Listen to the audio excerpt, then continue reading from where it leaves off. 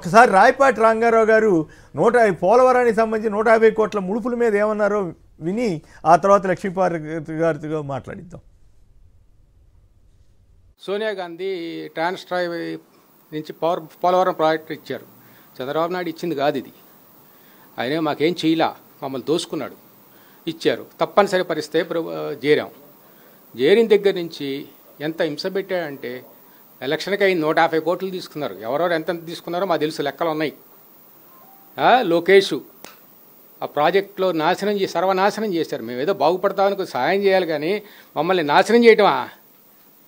చంద్రబాబు నాయుడు, లోకేష్ దొంగలు. ఒకళ్ళు తెలియకుండా ఒకళ్ళు సబ్ కాంట్రాక్ట్ వాళ్ళు సోమవారం అన్నాడుగా, అన్నీ పచ్చి అబద్ధాలు. వాళ్ళు వస్తే బేవర్సు. అది ఒక పార్టీ కాదు, ప్రజల కోసం, ప్రజల అవసరాని కోసం కాదు, వాళ్ళ కోసం. అది వాళ్ళ బాగోగులు, వాళ్ళ కుటుంబ సభ్యులు. అదొక వ్యాపార సంస్థ. దొంగలు. గుంటూరు, కృష్ణా జిల్లాల్లో కొల్లవాళ్ళు లేపుతున్నారు. వాళ్ళు డబ్బులు తీసుకోవటం, టికెట్లు అమ్ముకోవటం. 2019 ఓడిపోయాం, అందరూ ఓడిపోయారు. ప్రభుత్వం చేసింది అది ఎంత హామీలు పెట్టా 2019లో. రైట్. లక్ష్మీపార్వతి గారు చెప్పండి. సారీ కొద్ది లేట్ అయింది. నమస్తే అండి, welcome to KSR live show అండి. చాలా సంతోషంగా ఉంది. అలాగే ఛానల్లో ఉన్న పెద్దలందరికీ నమస్కారాలు అండి. ఏం చెప్పాలి పాపం, ఇందాక సాంబశివరావు గారు మాట అంటున్నారు, ఆయన ఇప్పుడైనా సరే కేసు విచారణ ఒప్పుకొని నేను తను అటెండ్ అయితే బాగుంటుంది కదా అని. అప్పుడే నాకు పద్యం గుర్తు, చివిరి ఇసుమన తైలంబు తీయవచ్చు, తవిలి మృగతృష్ణలో నీరు ద్రావవచ్చు, తిరిగి కుందేటి కొమ్ము సాధించవచ్చు, చేరి మూర్ఖుని మనస్సు రంజింపరాదు. మూర్ఖులు అంటే ఇట్లాంటి అవినీతి పరుడని. ఇక్కడ మీకు అంటే ఎంత కష్టపడైనా ఇసుకలోంచి తైలం రాదు కదా, ఇసుకను పిండైనా తైలం తీయవచ్చు అంట. తవిలి మృగతృష్ణలో నీరు తాగవచ్చు అంటే, మృగతృష్ణ అంటే మనకి రోడ్డు మీద ఉన్నట్టు నీళ్లు ఉన్నట్టుగా ఓ భ్రమ, అట్లాంటి దాంట్లో కూడా నీళ్లు తాగొచ్చు అంట. కుందేటి కొమ్ము, కుందేలకు అసలు కొమ్మే లేదు కదా, అట్లాంటి కొమ్మును కూడా సాధించవచ్చు అంటే. కానీ చంద్రబాబు లాంటి అవినీతి పరుడిని తన తప్పు ఒప్పుకోమంటే అది ఎప్పటికైనా సాధ్యమేనా? అతను ఒప్పుకుంటాడా? ఫర్ ఎగ్జాంపుల్ మొన్ననే కదా అతను జనంలోకి వెళ్ళిన తర్వాత ఏమంటున్నాడండి, తమ్ముళ్ళు నేను ఎప్పుడైనా టెక్నికల్గా తప్పు చేశానా అంటే తనే ఒప్పుకుంటున్నాడు పరోక్షంగా. టెక్నికల్గా నేను ఎప్పుడు కూడా తప్పు చేయలేదు, తప్పులు చేసినా కూడా టెక్నికల్గా తప్పించుకుంటూ తిరుగుతున్నాను నేను అనేది తనే పరోక్షంగా ఒప్పుకున్నట్టు అయిపోయింది. అందువల్ల ఏంటంటే ఇతను నిజంగా కూడా 1000 శవాల తిన్న రాబందు ఒక గాలివానకు పోతుందని ఇన్నాళ్ళకి న్యాయస్థానం కళ్ళు తెరిచిందనేది ఆనందం.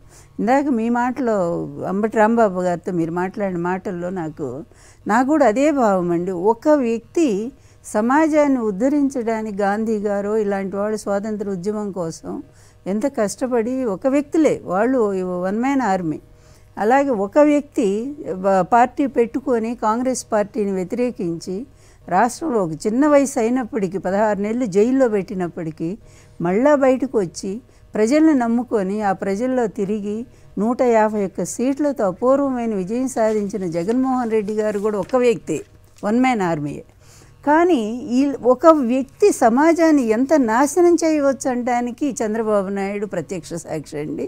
ఒక వ్యక్తి ఇన్ని 4 స్తంభాలు ఏవైతే ఉన్నాయో సమాజాన్ని రక్షించేటువంటి, ఈ 4 స్తంభాలను వాడుకున్నటువంటి వ్యక్తిని మనం ఇంతవరకు చూడలేదండి రాజకీయ చరిత్రలో. 4 కూడా అన్నిట్లో కూడా తన వ్యక్తులను చొప్పించడం. ఫర్ ఎగ్జాంపుల్ చూసాం కదా, కాంగ్రెస్లో తన వాళ్లే ఉంటారు, బీజేపీలో తన వాళ్లే ఉంటారు, కమ్యూనిస్టుల్లో తన వాళ్లే ఉంటారు. 100% అండి. అది ఓపెన్ కదండి. రేవంత్ రెడ్డిని ఎవరు పంపించారు కాంగ్రెస్లోకి? ఈరోజు రేవంత్ రెడ్డి ముఖ్యమంత్రిని చేసింది ఎవరు? చంద్రబాబు నాయుడే కదా. ఇతని ఆదేశం మీదకే వాళ్ళు ఒప్పుకొని చేశారు. అంటే చివరికి కాంగ్రెస్ పెద్ద పార్టీలు కూడా ఇతని మాట వినే దీన స్థాయికి దిగజారిపోయినాయి. అంటే ఇతని అవినీతి సొమ్ము ఎంతగా పనిచేస్తుందనేది చాలా స్పష్టంగా తెలుస్తూనే ఉందండి. బీజేపీ మనం అనుకుందామండి, అతిపెద్ద పార్టీ, నీతి నిజాయితీ ఓకే ఒప్పుకుందాం, కరప్షన్ లేదు మాకు, అలాగే కుటుంబ పాలన లేదు, ఇన్ని చెప్తారు కదా. ఇటువంటి అవినీతి పరులందరినీ కూడా ఎవరండి? ఈ సీఎం రమేష్ ఎవరండి? ఈ సుజనా చౌదరి ఎవరండి? అందరూ డిఫాల్టర్సే కదా, బ్యాంకు లూటీలు చేసి వచ్చినటువంటి వాళ్లే కదా. వీళ్ళ మీద ఏం కేసులు లేవు, అంతకుముందు కేసులు వచ్చినాయి. కానీ పార్టీలోకి వెళ్ళా కేసులన్నీ పక్కకు పోయినాయి. మరి ఎక్కడుందండి బీజేపీ వాల్యూస్ చెప్పండి? అదేవిధంగా ఇతనితో స్నేహం చేసినంతకాలం బీజేపీ వీళ్ళు సఖ్యతగా ఉన్నంతకాలం 2014 నుంచి 19 వరకు భయంకరమైన అవినీతి కదండి. వాళ్ళకి తెలియదు అంటారా? అది తెలిసి కూడా ఎందుకు వదిలేశారండి? నాకు మొన్న ఇదేనండి అసలు ఆఖరి జ్యుడిషియరీ లాంటిది ఈ ప్రపంచంలో దేన్నైనా ఫైనల్గా నమ్మేది ఏంటంటే న్యాయ వ్యవస్థనండి. మొన్ననే స్వామి గారు రాశారు కదా న్యాయ వ్యవస్థను ఎలా పక్కదారి పట్టించారని. అదేదండి క్యాస్ట్ క్యాప్చర్ ఏపీ జ్యుడిషియరీ అని స్వామి గారు రాసినటువంటి బుక్లో బిఎస్ స్వామి గారు రాసినటువంటి క్యాస్ట్ క్యాప్చర్ ఏపీ జ్యుడిషియరీ అనే బుక్లో ఎంత స్పష్టంగా ఒక బ్రోకరు మొత్తం కూడా జడ్జీలందరినీ తీసుకెళ్ళి చంద్రబాబు నాయుడు ఎలా కలిపాడో ఎంత స్పష్టంగానో రాశాడండి ఆయన.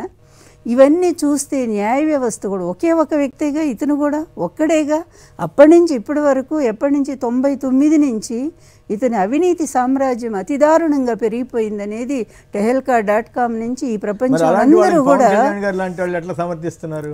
పవన్ కళ్యాణ్ వ్యక్తిత్వం ఏంటో మీకు ఇంకొకసారి కూడా చెప్తానండి. అక్కడ రేప్ కేసులో పిల్ల చనిపోతే అతనికి శిక్ష వేయాలని చెప్పి మొత్తము ఘోష పెడతా ఉంటే జనం అంతా కూడా ఇతనేమంటాడండి ఏముందో ఒక చెంప దెబ్బ కొడితే అయిపోతుంది కదా, ఒక చెంప దెబ్బ కొడితే సరిపోతుంది, అదేం పెద్ద శిక్ష ఏముంది అంటాడు. అలాగే అవినీతి మీద అదే అంటాడు, ఏముంది ఇది పెద్ద ఈ అవినీతి ఎంత పెద్ద స్థాయిలో తీసుకోవాల్సింది కాదంటాడు. అంటే అతనికే ఒక వ్యక్తి. ఓవరాల్గా ఫైనల్గా ఒక మాట చెప్పండి, కొంచెం టైం తక్కువ ఉంది. ఈ కేసు ప్రభావం, ఈ వచ్చిన తీర్పు ప్రభావం తెలుగుదేశం మీద ఏ రకంగా ఉంటుందంటే ఒక్కటేనండి, అది ఎక్కువగా ఇది వైఎస్ఆర్ కాంగ్రెస్ పార్టీ ప్రజల్లో బాగా తీసుకెళ్ళాలండి ఒకటి. ఎందుకంటే వాళ్ళ నోళ్ళు ఎక్కువగా ఉన్నాయి కదండి, వాళ్ళ పత్రికలు ఎక్కువ ఉన్నాయి, వాళ్ళ ఛానల్స్ ఎక్కువగా ఉన్నాయి, నిరంతరం ఇదే అబద్ధాలను. ఆ రోజు నుంచి ఎన్టీఆర్ని దించాం కనుక వాళ్ళకి అహంకారం బాగా పెరిగిపోయిందండి ఈనాడు వాడికి. మా వల్లే పదవులు మేము దించగలం అనేది.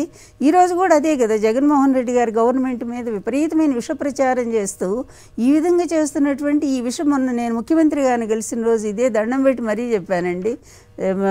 ఇది మీరు తప్పనిసరిగా దీన్ని ఎదుర్కోవాలి ముందు, ఇది ఎదుర్కొంటే చాలు, ప్రజలు సిద్ధంగా ఉన్నారు. అందువల్ల ఈ మనకు వ్యతిరేకంగా ఏ ప్రచారం అయితే విపరీతంగా జరుగుతుందో వాళ్ళు సోషల్ మీడియాలో కానీ మరి ఈ పత్రికల్లో కానీ వీటన్నిటినీ కూడా అంత సమర్థవంతంగా ఎదుర్కోవాలని